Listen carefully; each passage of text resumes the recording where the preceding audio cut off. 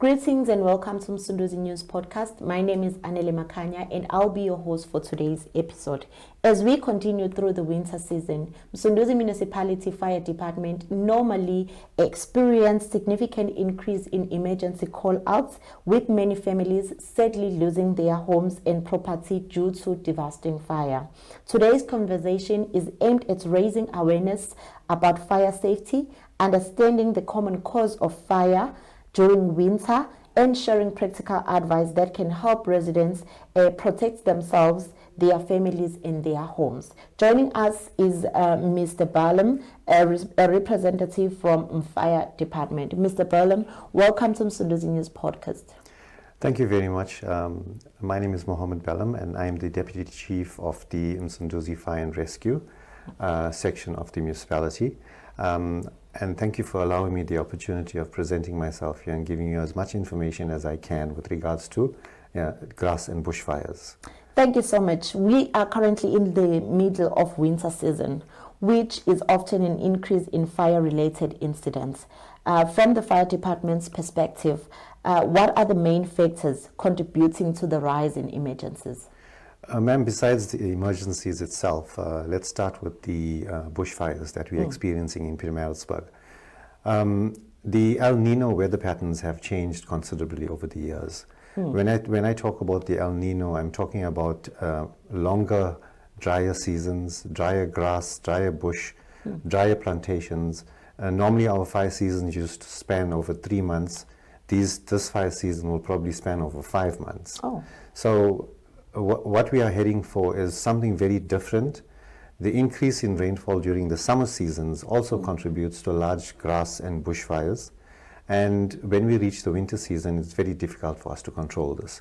So the excessive rain helps us at some point, but when we reach the grass fire season, it actually causes much more damage. Oh, okay. Maybe if you can tell us briefly what are the biggest factors that increase of the worldwide fires during the dry months?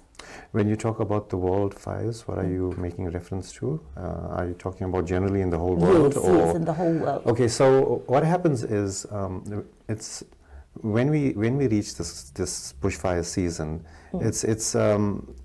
it's us preparing for one of the worst seasons ever. And these bushfires are ranging not only from bushfires. You must remember, we talk about bushfires, we talk about grass fires, we talk about rubbish fires, we talk about plantation fires. So this not only happens in Pietermaritzburg, it happens worldwide.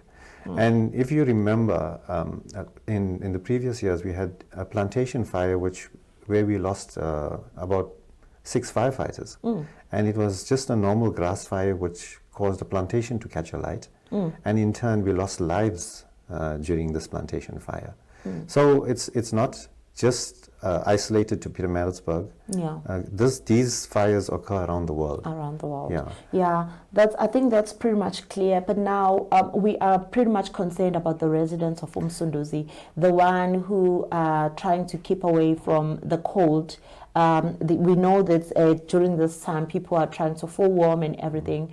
What can be the cause in their homes that can leave them without homes after maybe opening their heaters or... So within the household, you must remember now most families do not have electricity.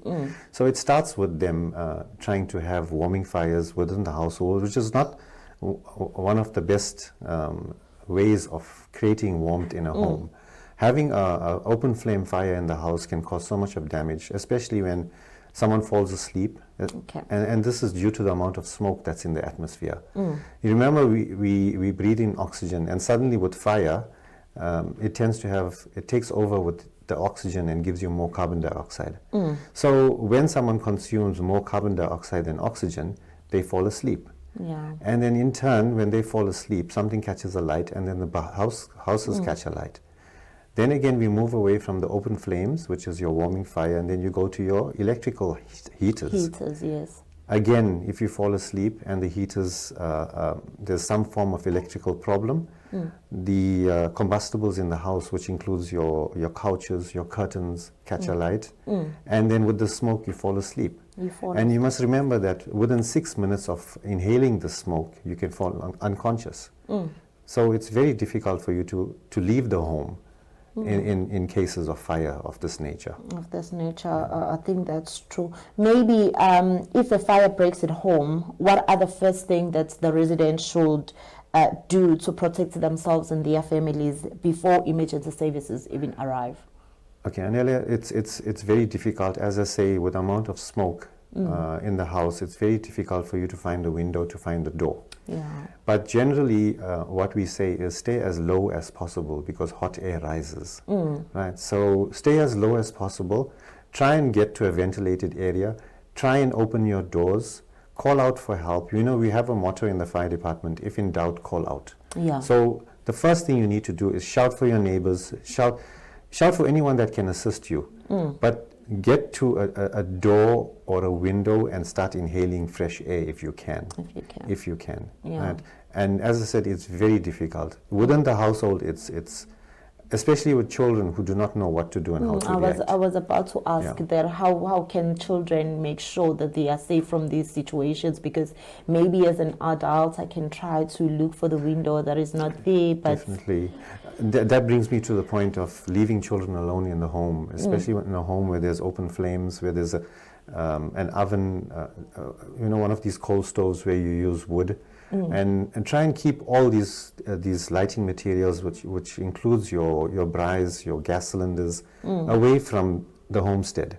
yeah. You know, try and keep it isolated somewhere where there's no combustibles. When I say combustibles, I mean anything that burns. Yeah. So educate your children. You know, try and tell them. That's the reason why we have the public education unit within the municipality. Yeah. So what we do is we go out, we educate children in the event of a fire in your home. This is what you need to do. You need to do. Yeah. So we also teach them how to stop, drop, and roll. So in the case of a fire, just stop, be calm, do not panic. I know it's asking for too much, especially with children. But if you instill this in them and say, you know what, relax. Yes, there is a fire, there is danger, but we need to relax. For the benefit of our listeners at home, I know that when there is fire, we almost rush to getting water, trying to calm the fire down and everything. What can you say? Is that thing supposed to happen, or there's another way of preventing the fire? For the household, it's very difficult. When there's a fire in a household, what we try and inculcate in people is do not try and be the hero in this. A small fire can be controlled. Yes, a oil fryer, you can be taught how to extinguish an oil that's in a fryer that's burning. But when it's out of hand and you try and extinguish this fire, you are not going to extinguish it. Yeah. Firstly, you need to determine what type of fire it is. Oh, yeah. If it's an electrical fire, your first instinct is to put water in it, which is totally wrong. Right? If it's a wood fire or material fire, yes, you can put water. Okay. So, you know, if you don't know these things and suddenly you start putting water on something that's electrical, it will continue burning. On something electrical, what do you put then? It's very difficult. So what happens is the first thing you need to do is isolate the electricity. Okay. Stop it from running throughout the household. Once you isolate the electricity, it's treated like a normal fire. Then you can put water on it. Okay. But if the electricity is continuously working in the household and you put water, it's not going to work. So the next best thing is it's a powder that you can use. Right, or you can use a CO2 extinguisher, but most households don't keep that. They don't keep that. So the first thing you need to do is isolate the main supply, and treat it like a normal fire. Okay, there is imbawula. I know, like in most areas of our communities, they would light up imbawula just to keep warm. Yes, and it's made in woods. They use woods and plastic and everything. Then they lit. Then tell us, what do you use in that case? Because I know some houses or some families, they will leave it outside and go to bed, and then you find there in Baula, there's wind during that cause, and then there's fire. Okay, the imbawula is it's a traditional method of warming your home, which is one of the most effective methods, but can be very, very dangerous. So some households, once the household is warm, they remove it and they take it out. Number one is you must extinguish that fire. Okay. Right? You must, and the combustibles that are used in the umbawula is your class A, which is your normal woods, plastics. So you can use water. Okay. Use your water, extinguish the fire.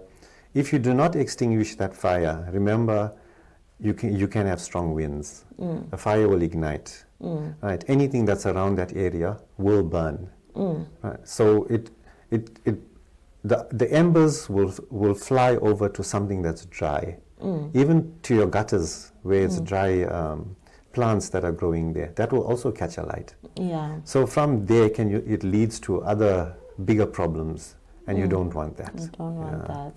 Okay, thank you so much for that information. I heard that you said that the fire department is also doing the educational campaigns. Yes. How often do you do them, and what's the plan for visiting schools? Are you making sure that all the schools in PMB are covered, or do they come to you? Maybe someone can benefit from that information as well? Yes. The Msunduzi Fire and Rescue has a separate section, which is the training section. And the training section they have their unit now, which deals with public education and community involvement. Okay. When I talk about community involvement, it talks about public awareness. Yeah. Mainly concentrating on fire awareness. So this unit will go to schools and mainly concentrating on schools within the rural areas. So they go to schools, they approach the principals, can we come in? Can we teach the kids? It won't take long, it's about half an hour. And we will teach them how to approach fires, how to deal with fires, who to call, not to panic. And so this is done on a daily basis. Public awareness with communities is probably done on a weekly basis. Yeah. But in conjunction with all the other units from public safety, which is traffic and disaster management. Disaster management, yes. Yeah. So here too, they go to communities, they work hand in hand with with other units as well, which is ABM. Okay. And they identify certain areas that need assistance. And this is where they go in and they educate people and children. Yeah. So to get hold of the fire department and to get hold of this specific unit, you just call the fire department and arrange for a visitation. For a visitation. Yes, and they will be there. Okay, that's actually great news, and I truly believe that the residents of Msunduzi will make use of that educational campaign. Maybe on your final notes, what message can you send to the people of Msunduzi, and in terms of making sure that they safeguard themselves from the fire to even occur, and also which number to call and all of that? Thank you, Anele. I think, let me start by saying that when you see a fire, just remember that fire will tell you what type of fire, the smoke will tell you what type of fire it is. So from a distance, if you see black smoke, you know it's dangerous. It's plastic, it's flammable liquids, it's a house fire or a factory fire. Okay. If you see white smoke, it indicates a bush fire or grass fire. So from that point, you need to relax if you see it's white smoke. But if it's black smoke, it's dangerous. It's dangerous. So any smoke is dangerous. But I'm just trying to explain the severity of the color of the smoke. Okay. So when the public or anyone sees the fire, contact the fire department. There's certain numbers that I can give you right now. Okay. The emergency numbers, the toll-free number, which is 0800 033 911. And this number is so easy to remember because 0800 is the toll-free number. The code for Pietermaritzburg is 033. And the international emergency number is 911. Okay. Right. Didn't know. So if you forget this number, it's something that you can remember. Okay. And the direct line to the emergency control center is 033 392 3725. Right. So I'll repeat that: 033 392 3725. Do not panic. Right. When you panic, you cause bigger problems, and you need to report this as soon as possible. Remember, we are fully staffed. We have stations based at Edendale, Orby Fire Station, and the main station. And we also have assistance, especially when it comes to forest and plantation fires. We have the forestry department who assist us with those fires as well. Yeah. If it escalates to a bigger plantation, then we have working on fire, which assists us there. And of course, we have got our sister company, or should I say our colleagues from the district municipality who also assist us.